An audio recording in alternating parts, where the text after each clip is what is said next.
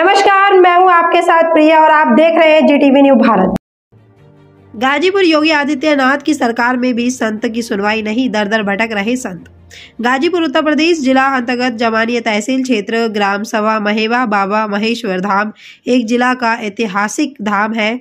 जिला ही नहीं अन्य राज्य के प्रसिद्ध धाम है। महेवा बाबा महेश्वर धाम के महंत साकेत वासी अनंत श्री विभूषित पीठाधीश्वर स्वामी हरिदास जी महाराज की मंत्र दीक्षा प्रदान किया था।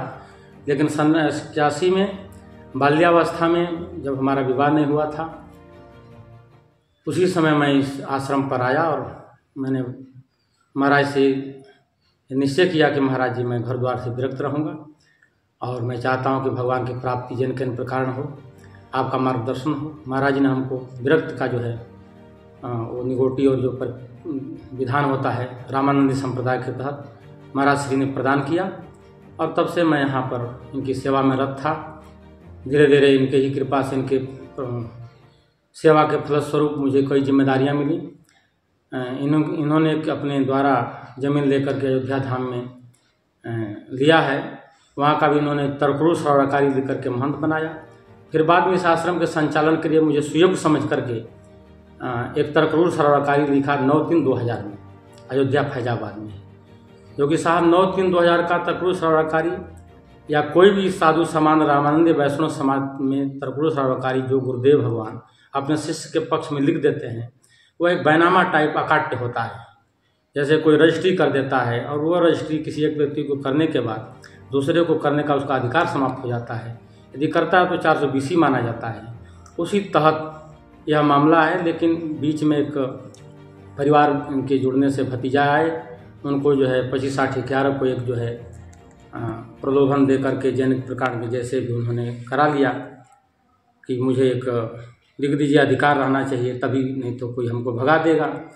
तो उनका एक साजिश थी कि हम किसी तरह से पारिवारिक हों, यहाँ रह करके और महंत बन करके यहाँ की संपत्ति ढो करके घर में ले जाऊँ। लेकिन साहब मैं तो बचपन का साधु, मैंने उनको कहा भी था कि देखो भाई आप इस तरह का कदम नहीं उठा सकते हैं। जब आप रहेंगे तो घर द्वार से मुक्त रहेंगे तभी किसी पद को आप प्राप्त कर सकते हैं, वरना ये मेरे संप्रदाय के भी खिलाफ है और व्यक्तिगत मैं इस चीज़ को स्वीकार नहीं करता हूँ। गुरुजी कुछ दिन पहले जी आपके कुछ विपक्ष द्वारा जमानिया कोतवाली में एप्लीकेशन दी गई, क्या वजह से दी गई?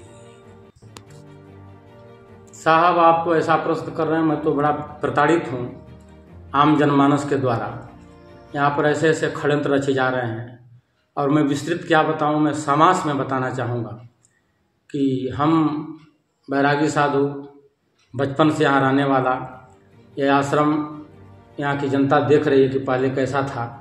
आज गुरु महाराज के आशीर्वाद से मैंने इसको आम जन, मैंने तो सोचा कि लोग कहते हैं 52 गांव का, हालांकि भगवान शंकर कहते हैं कि ये तो समाज संकीर्ण विचारधारा के लोगों का भाव रहता है कि केवल 52 गांव का मैं हूँ। मैं तो तुम त्रिभुवन गुरु वेद बखाना, मैं तो त्रैलोक का मालिक हूँ, भगवान शंकर सबके हैं। लेकिन 52 गांव का कह कर के ही एक भावना है लोग, लेकिन उसके तहत भी यहाँ पर इस तरह के भाव है। आप समझ सकते हैं कि जब से मैं आया हूँ तब से मंदिर का विकास एक एक पैसा जोड़ करके बचा करके ईमानदार लोगों को रखने का प्रयास करता हूँ। ईमानदार रहे व्यक्ति, पैसे का दुरुपयोग न हो, और पैसा जो है जो भी संग्रह करके ट्रस्ट में डालता हूँ, इसीलिए डालता हूँ कि वो समय पर एकाएक उठा करके कोई गौशाला, कोई सत्संगशाला या बाउंड्री जो भी हो भगवान के निमित्त ऐसा बनवा दूँ कि ताकि 52 गाँव का धरोहर बने। यह आश्रम 52 गाँव का लोग कहते हैं तो मैं भी स्वीकार करता हूँ ऐसा, हालांकि भगवान तो सबके हैं, लेकिन मैं चाहता हूँ कि धरोहर एक ऐतिहासिक रूप ले, क्योंकि ये गुरु का मेरा परंपरा है और यह परंपरा साहब कोई आम जन का नहीं है। यह जो है विरासत होती है, गुरु शिष्य की परंपरा जो है। एक हमारे संप्रदाय में, रामानंद संप्रदाय में, जो महंत, जो शिष्य अपने गुरु का सेवा करके दिल जीतता है और वो गुरुदेव भगवान अपने शिष्य को उस तरह का पात्र समझते हैं, योग्य समझते हैं, तब उसको अपना एक जो है तरकुरु लिखते हैं या वसीयतनामा करते हैं। कुछ ग्राम सभा के लोगों द्वारा का नाम ये है